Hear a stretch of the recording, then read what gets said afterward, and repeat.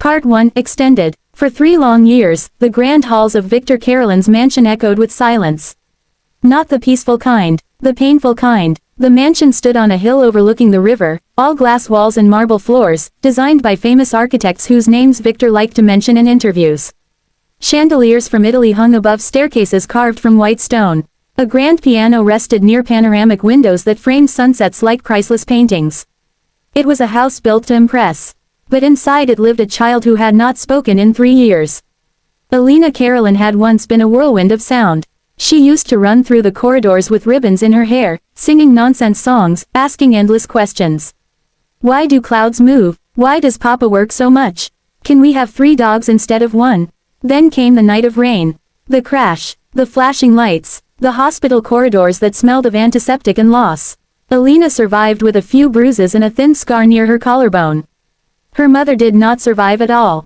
At first, everyone thought the silence was shock.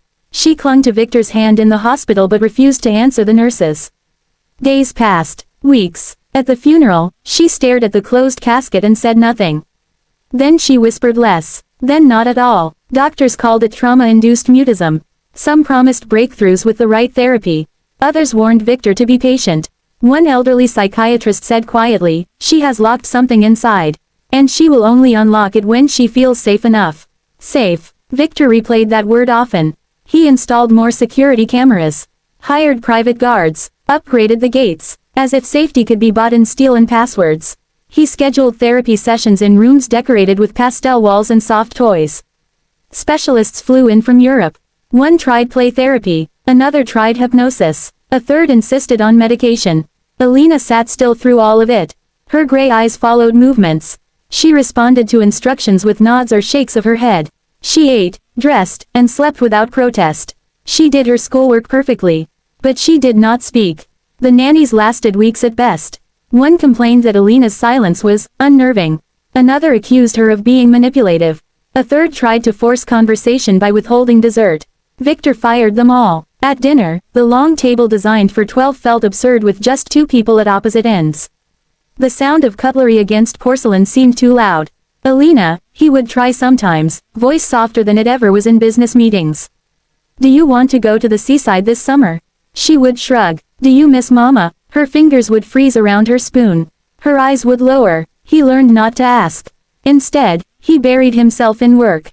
Construction projects. New partnerships. Expanding into neighboring cities. It was easier to control concrete and contracts than grief. But at night, when the mansion quieted, he sometimes stood outside her bedroom door. Listening, hoping, nothing, until the afternoon Nina Ivanovna arrived. Maria, the regular housekeeper, had worked in the mansion for years. Reliable, invisible, efficient. That morning she had called in sick. "My mother will come instead," Maria had said nervously. "Just for today," she insisted. Victor had frowned. The mansion was not a place for random substitutions. But he was late for a meeting and waved it off. "Fine, just make sure she doesn't wander." When Nina Ivanovna stepped through the iron gates, the guards exchanged skeptical glances. She was small and slightly bent with age. Her coat had been mended at the elbows. Her boots carried traces of old mud despite being wiped carefully at the entrance. A faded floral scarf framed her lined face. But her eyes were alive. Curious. Calm. She paused in the foyer, looking up at the chandelier with quiet admiration, not envy, not judgment. "Beautiful," she murmured to herself. Alina was seated near the grand piano, as she often was. She liked to press the keys softly when she thought no one listened. Never melodies, just scattered notes. Nina noticed her immediately. Most adults entered the room and stiffened around Alina, unsure how to behave around a child who would not speak. Nina did not stiffen. She did not approach immediately either.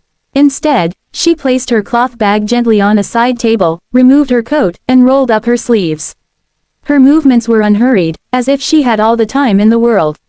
She began dusting shelves, humming a low, cracked melody, an old lullaby from decades past. The tune carried warmth despite the age in her voice.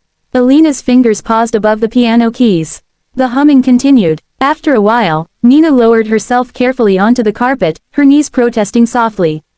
From her bag she pulled out bright yarn, red, yellow, blue, and knitting needles. Click, click, click. The rhythmic sound blended with the ticking of the grandfather clock. Alina turned her head. No one had ever come into this house and behaved as if it were ordinary. Nina didn't glance at her immediately. She simply knitted. After several minutes, she spoke, but not directly to Alina. My granddaughter once decided the world was too loud, she said thoughtfully, eyes on the yarn. So she made it quiet. Alina blinked. No therapist had ever spoken like that. They told her to speak, Nina continued calmly. But she said nothing, because sometimes silence feels safer than words. The knitting needles clicked again. I learned something then, Nina added. You cannot pull words out of someone. They are not weeds. They are seeds. Alina's breathing shifted, subtle but real. Nina's hands moved steadily. The yarn began forming shape. Small wings, a rounded body. When seeds are buried, Nina said softly, it doesn't mean they are dead. It means they are waiting. A faint tremor ran through Alina's fingers. Nina finally lifted her gaze, not sharply, not intensely, just a gentle glance. Gray eyes met wise brown ones. No pity, no pressure, just understanding. She finished the small creation and held it up, a bright yellow knitted bird. Slightly crooked, imperfect, she placed it beside Alina on the piano bench. For when the spring comes, Nina said simply. Alina stared at the bird.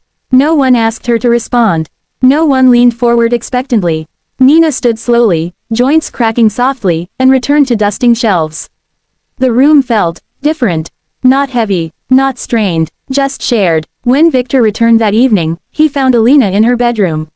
The yellow bird lay in her lap. Her fingers traced its wings. He picked it up carefully. Who gave you this? He asked. She did not answer, of course. But she did not look away either. That night, for the first time in years, Victor heard something unusual through her door. Not words, but a sound, soft, fragile, almost like the beginning of a hum. Part 2 extended. The sound Victor heard that night was so faint he almost convinced himself he had imagined it. He stood outside Alina's bedroom door long after the mansion had fallen asleep, his hand hovering inches from the handle. For 3 years he had listened to nothing but stillness. Now there had been something, a fragile vibration, like wind brushing through dry leaves. He did not enter. He was afraid that even his breath might scare it away. The next morning, Nina Ivanovna returned. No announcement, no ceremony, just the soft knock at the servant's entrance and the shuffle of careful footsteps across polished marble. Alina was already waiting by the piano. Not playing, waiting. Nina noticed, but she did not comment. She set her bag down and began her usual routine. Dusting frames, straightening books, humming that same old lullaby. Click, click, click. The knitting resumed. This time, the yarn was green. Victor watched from the study balcony above, pretending to review documents. In reality, he had cancelled 2 meetings. Something told him this mattered more than contracts. Nina spoke casually into the air. You know, she said, looping yarn around needle, when my husband died, I stopped singing. Alina's shoulders stiffened slightly. I thought if I didn't sing, I wouldn't remember him, Nina continued. But the silence was louder than any song. The green yarn began forming what looked like leaves. I blamed myself, she added. For not forcing him to see a doctor sooner. For not insisting he rest. For foolish little things. The word blame seemed to linger in the room. Alina's fingers tightened around the yellow bird she now carried everywhere. Nina did not look at her. But grief, the old woman said gently, as a tricky storyteller. It whispers lies. It tells children they could have stopped storms. The mansion felt smaller. Alina's breathing grew uneven. Victor gripped the balcony railing. Nina set the knitting down and reached into her bag, pulling out the wooden box again. She placed the fox and rabbit on the carpet. The fox has a secret, she announced softly. She made the fox bow its head. He thinks the storm came because he spoke too loudly in the car. The air disappeared from Victor's lungs. Alina's lips parted slightly. The rabbit, Nina continued, moving the small gray figure closer, knows storms don't listen to children. The fox remained still. The fox thinks if he had been quieter, or louder, or braver, Nina's voice thinned but never broke, the storm would have turned away. A tear slid down Alina's cheek. She wiped it quickly, almost angrily. Nina leaned back, giving space. The rabbit sits, she said. He doesn't argue. He just stays. Silence. But not the old, suffocating silence. This one trembled. Alina slowly placed the yellow bird beside the rabbit. Her fingers hovered over the fox. And then, barely audible, her voice cracked the air. I told her, not to drive fast. The words scraped out like they had been buried in stone. Victor staggered backward as if struck. Nina did not gasp, did not lunge forward, she only nodded gently. The fox tried to protect his mama, she said. That is what loving children do. Alina's face crumpled. I shouted, she whispered, each syllable fragile. She looked back, at me. Her small hands began to shake. And then, the rest dissolved into sobs. Victor rushed down the stairs, no longer able to remain hidden. He dropped to his knees beside his daughter. It wasn't you, he said, his voice breaking completely. Alina, listen to me. It was not you. She looked at him, really looked at him, and for the first time in years, there was no wall in her eyes. I made her look, she cried. No, Victor whispered fiercely. She looked because she loved you. Not because you caused anything. Nina quietly gathered the fox and rabbit but left them within reach. Storms come, she said softly. Drivers make mistakes. Roads are slippery. But love is never the cause of loss. Alina's sobs turned into deep, shaking breaths, the kind that empty years of trapped fear. Victor pulled her into his arms. She clung to him, fingers digging into his suit jacket as if anchoring herself to something solid. I was scared, she admitted in broken pieces. If I talked, it would happen again. There it was. The truth. Silence had been her shield. If she didn't speak, she couldn't distract anyone. Couldn't cause harm. Couldn't create another storm. Victor pressed his forehead to hers. You could scream every second of your life, he said hoarsely, and it would never bring another accident. You are not that powerful, my love. A tiny, trembling laugh escaped her through tears.